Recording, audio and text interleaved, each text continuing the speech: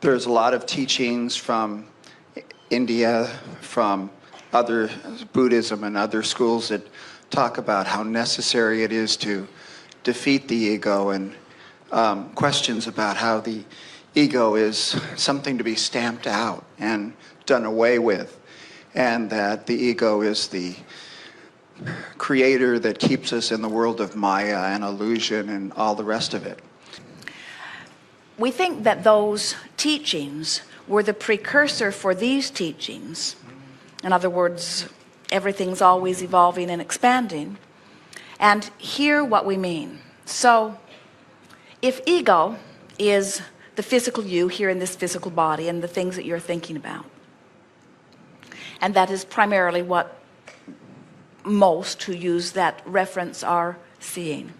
And the non-physical you is the inner being, the God force, the Abraham, so to speak. As we're visiting with you here, we are saying, you come forth from spirit, become ego, mix it up, give birth to expanded spirit, and if you stand ego and expanded spirit, that separation is not pleasant. And that's what those teachers are talking about.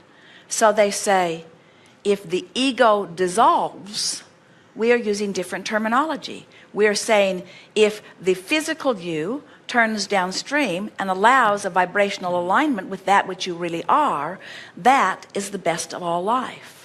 So it's a progression, is what you're saying. What we're saying is that we are not the least bit enthusiastic about any of you coming forth into your bodies and thinking thoughts that separate you from who you are. And if you want to call that separated self ego, that's just fine. But we don't want to call the ego always the separated self. We think the ego could be in alignment. We think the ego could be selfish. We think the ego could be oriented toward source. We think the ego could be looking for things that feel good. We think the ego could be upstream or downstream. So we don't want to omit the ego. We just want to train it into alignment.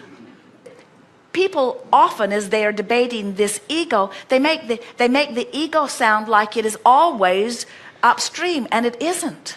Children have egos because they have points of focus. Ego. There are many people who are focused upon shortage, and Right. when you believe in shortage, then you do behave in ways that greed would be an appropriate Right. description. But we want you to understand that no one can do that to you. In other words, law of attraction matches you up. And Jerry had come to the conclusion that he thought that there's a very good plan for incarceration would be to have islands, so that on one island are the rapers, and on one island are the murderers, on one island are the thieves, and so on. And then they could just rape each other, thieve each other, murder each other. It seemed like the perfect judicial system. And we said, you already have those islands. And the group that heard our answer did not like it at all. How does the murdered end up on the island with the murderer? And we say, because it's the same vibration. Whether you are one who seeks to plunder or whether you are one who fears being plundered, your vibration is in Plunderville, and that will be your experience, you see. And so when you realize that law of attraction is sorting all of this out, and you understand that you are innately joyful beings, and anything that you are thinking or have been taught to think that separates you from your joy leaves you in vibrational patterns that make you susceptible to those kinds of things. But nobody does it to you because your vibration invites it all. So we come forth wanting to teach you egotistical, focused, deliberately focused in this time-space reality beings, that you have control over the direction of your thoughts. And that by caring how you feel, and only by caring how you feel, can you sort out whether you're in alignment or not. If you take that out of the equation, that gut indicator, then you've got these people over here saying come this way, and these over here coming this way, and everyone's stacking up their piles of rights and wrongs and do's and don'ts until you get upside down because you cannot figure out which is the direction that really is taking you toward the light. where when you are feeling with your gut, we would like you to be gut feeling, egotistical beings on your way to constant enlightenment. We suggest that you mix it up as much as you feel like, with an ear to the ground of how each part of what you think feels. Always wanting to guide your thoughts to the best feeling buffet. We liked the analogy that we offered yesterday about how you're at a buffet and the buffet has what's a vibrational match to you. And if everything on the buffet tastes bad, it's a clue about what your vibrational pattern is. And so, but even as bad as this buffet may taste, if you will look with discernment by using your guidance, you'll notice that some of it's worse than others.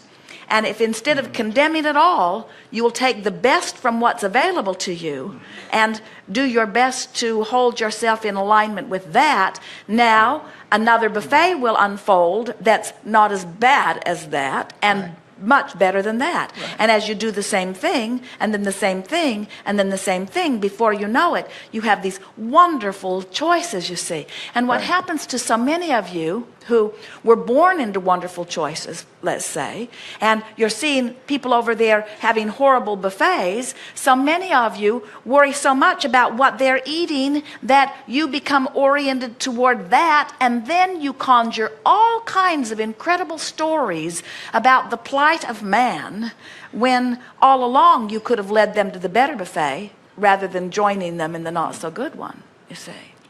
Because there are a whole lot of things that people believe are true that are true. Cancer is true. Do you want some?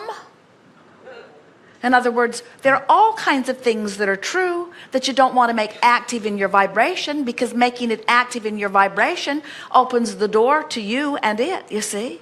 And so we want you to understand that in the way that you mean it, that this truth that you are seeking is the truth of who you really are. It's who you were before you were born, and more important, who you have become in all of this. That's the truth of you is what you're reaching for, and your guidance, your gut, will always take you to it.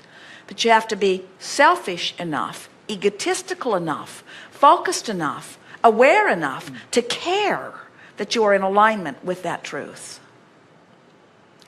Humans don't do too much of that. There have been periods of time when you have been more intuitive and more gut reactive, more aware of the way you feel, more emotionally guided, and you sort of vacillate back and forth relative to that. But when we call this the time of awakening, reawakening is really a better word. What we mean is, it's a time when more of you will factor out what that one thinks, and that one thinks, and that one thinks, and that one thinks. Even those that are living close to you, even those that want things from you. And you will let the way you feel be your guide, because that's the way you come into alignment with the truth of who you are. And only in that alignment will you ever feel joy. So it turns out that your quest for joy, your quest for alignment, your quest for homecoming, your quest for being wrapped around who you are is how you find your joy. It's how you fulfill your reason for being. It's how you be who you've come forth to be. It's everything. It's everything. Great. Esther will say sometimes, I watch that because I want to be informed, or I watch it because it's interesting. And we say, if you do anything for any other reason than you think that it will make you feel better than you are now feeling, it's not a good enough reason as far as we are concerned.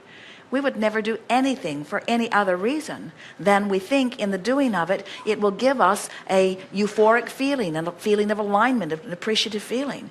And as that becomes your quest, you teach your ego into alignment with your source, and then you become the being that you really are.